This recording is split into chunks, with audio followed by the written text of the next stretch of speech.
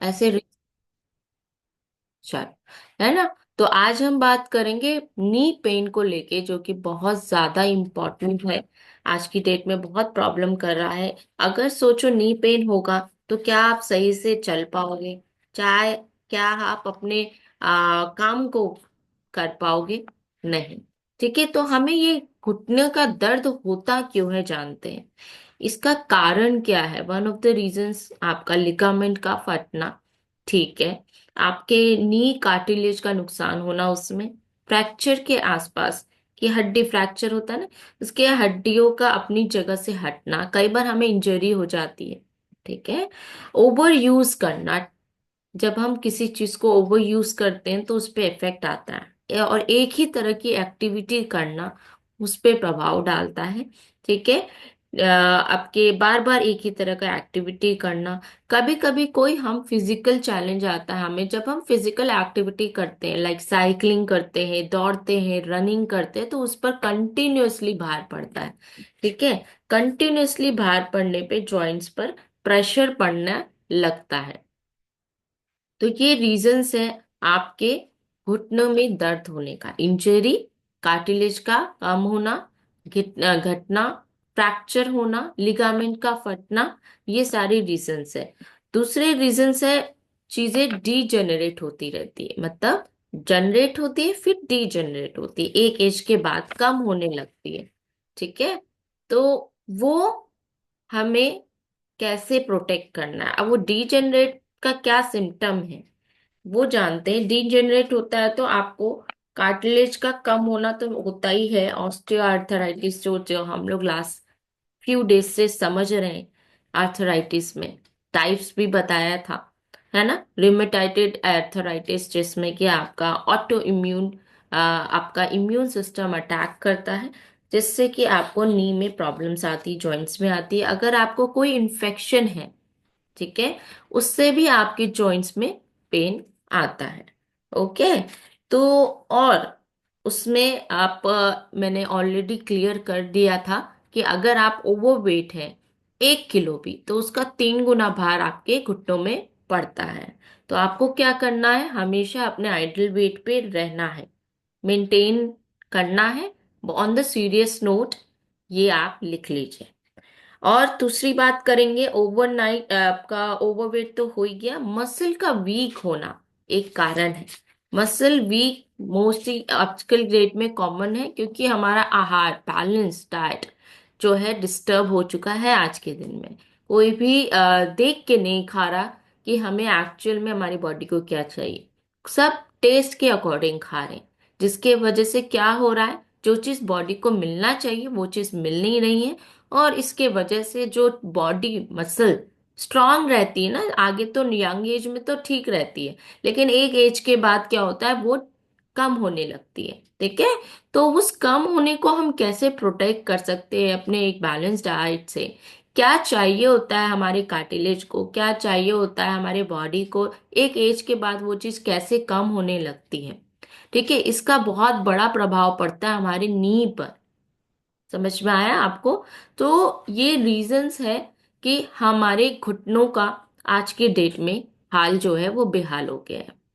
ठीक है। और अगर घुटने नहीं सही रहेंगे तो हम ना तो उठ बैठ पाएंगे और ना ही अपने कार्य को कंप्लीट कर पाएंगे। समझ पे आ रहा है? तो घुटने बहुत इंपॉर्टेंट रोल प्ले करते हैं आपके हेल्थ में, आपके बॉडी में। तो आपको उसका ध्यान रखना है। क्या प्रिवेंशन है? क्या हम प्रिवेंशन ले सकते हैं कि हमारे घुटने और ज्यादा आगे जाके खराब ना हो उनका हेल्थ? तो घरेलू आप बता सकते हैं, जिसको कहते हैं घरेलू उपाय। आप एक तो उस पे दबाव ना पड़ने दें। अगर आपके घुटनों में प्रेशर है, कैसे दबाव ना पड़ने दे? अगर बहुत ज्यादा दर्द है तो फिर भी हम लेडीज काम करते हैं, काम छोड़ते नहीं हैं। ऐसा होता है ना। लेकिन क्या होता है, एक बार सीमा आउट हो जाती है, आउट ऑफ कंट्रोल, वो पोजीशन ना आने दे, सिचुएशन ना आने दे। आप रेस्ट करें। एक रेस्ट करना भी अपने आप में एक हीलिंग का ट्रीटमेंट है। अग्री? तो अगर बहुत ज्यादा दर्द है आपको, तो आप कुछ दिन के लिए रेस्ट करें। आई नो बहुत ज्यादा टफ है। ठीक है। लेकिन काम को छोड़कर कभी कभी अपने आप को भी इम्पोर्टेंट देना बहुत जरूरी है, क्योंकि हम ही हैं जो उस कार्य को कंप्लीट करते हैं और हम ही हैं जो उस कार्य को छोड़ सकते हैं। तो उसको किसी दिन अगर बहुत ज्यादा दर्द है तो आपको रेस्ट करने की जरूरत है। आइस पैक लगा सकते हैं अगर बहुत ज्यादा स्वेलिंग है आपके घुटने में, ठीक है। उससे आपको आइस की सिकाई कर सकते हैं। सपोर्ट की बात करें तो आप नी सपोर्ट आता है, वो आप पहनकर अपने कार्य को कर सकते हैं। आता है ना, सुना है आपने नी सपोर्ट? एक आता है, ठीक है। उसको आप लगाकर सपोर्ट देकर, ताकि उस पर प्रभाव ना पड़े, उस पर दबाव ना पड़े, किसी चीज जो डिजेनरेट हो गई है, जो नुकसान जिसका हो चुका है, इंजरी हो या आपका घिसना हो या पेन हो, उसको आप संभाल के लेके चले, ठीक है। तो उसको सपोर्ट ले तो उसमें आराम मिलेगा। घुटनों को आप जब भी सोए ना, तो तकिए के ऊपर घुटने वाले एरिया को उस पे रखकर ऊपर उठाकर लेट सकते हैं। उससे भी आपको उसमें आराम देखने को मिलेगा। बात करते हैं मेडिसिन की। जब आप जाते हैं डॉक्टर को विजिट करते हैं, कुछ ऑयल, कुछ ऑइंटमेंट, कुछ ऐसी चीजें होती है जिससे लगाने से आपको आराम मिलता है, ठीक है। तो उसको भी आप ऐड ऑन कर सकते हैं अपने डॉक्टर से बात करके। अब बात करते हैं डाइट को लेते। तो डाइट में डेफिनेटली आपको लॉट्स ऑफ कैल्शियम और vitamin D according to your body need, क्योंकि हर एक व्यक्ति की नीड अलग होती है। मैं हमेशा क्लियर करना चाहूंगी ये, क्योंकि एक पर्सन, जैसे मेरी फिजिकल एक्टिविटी अगर ज्यादा है तो उसकी रिक्वायरमेंट डिफरेंट हो जाती है। एक पर्सन जिसकी एक्टिविटी कम है उसकी रिक्वायरमेंट डिफरेंट होती है। और उसके डाइट पे भी निर्भर करता है कि वो अपने डाइट से कितना कैल्शियम, विटामिन डी और ये सारी चीजें कंप्लीट कर पा रहा है। अगर किसी की डाइट पुअर है तो डेफिनेटली उसके सप्लीमेंटेशन के डोजेस ज्यादा होंगे। तो ये सब कौन बताएगा? आपके कोचेस बता दें, ठीक है। तो हमेशा अपने कोचेस के साथ रहे, उनसे अपने डाइट को कस्टमाइज कराएं, ठीक है। तो विटामिन डी लेना जरूरी है, ऑलरेडी हम सेशन में आप लोग को सिखाते हैं। सबसे पहले धूप लीजिए।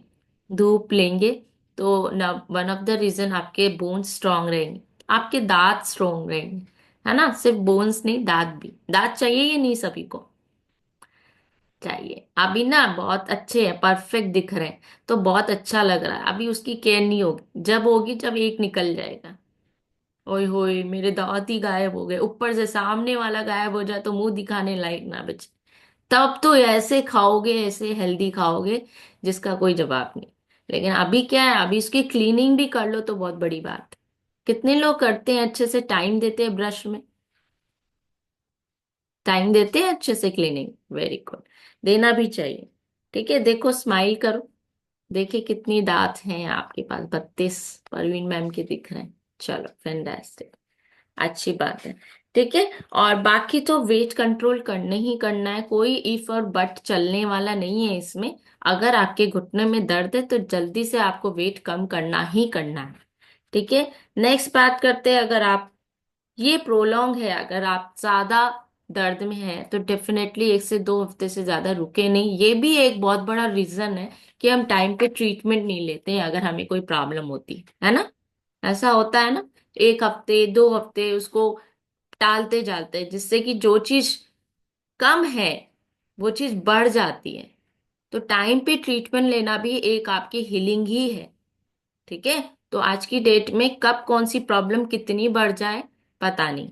तो आपको क्या करना है कि तुरंत एक्शन लेना है अपनी पेन पे, अपनी प्रॉब्लम्स पे। चाहे वो सप्लीमेंट के थ्रू हो, चाहे वो आपके डॉक्टर विजिट के थ्रू हो। क्योंकि जब कंडीशन वर्स हो जाती है तो डेफिनेटली हमें मेडिकेशन की जरूरत पड़ती है। तो आप अपने डॉक्टर से कंसल्ट तुरंत करें, चाहे वो इंजेक्शन हो चाहे वो सर्जरी हो, वही बता पाएंगे आपको, ठीक है। बात करते सप्लीमेंट्स के तौर पे अपने घुटने में, तो उसको हम फ्यूल मैजिक में आपको डिटेल में बताएंगे कि कैसे आप अपने घुटनों को सप्लीमेंट के तौर पे हेल्दी रख सकते हैं। कुछ डाइटरी सॉल्यूशन और कुछ सप्लीमेंट के तौर पे। एग्जाम्पल के तौर पे आपके घुटनों में जो भी है पेन होता है, वो ग्लूकासामाइन और कॉन्ड्रोइटिन सल्फेट, ये दोनों कॉम्बिनेशन अगर आप लेते हैं तो इससे क्या होता है, आपके कार्टिलेज के रिपेयर में और उसके अराउंड जो भी फ्लूइड है उसको मैनेज करने में ये हेल्प मिलती है क्या, ग्लूकासामाइन और सल्फेट कॉम्बिनेशन में। तो ये डिटेल में हम सेशन में बताएंगे आपको, इसलिए मैं कहती हूँ बार बार, thank you so much everyone. एक सेकेंड।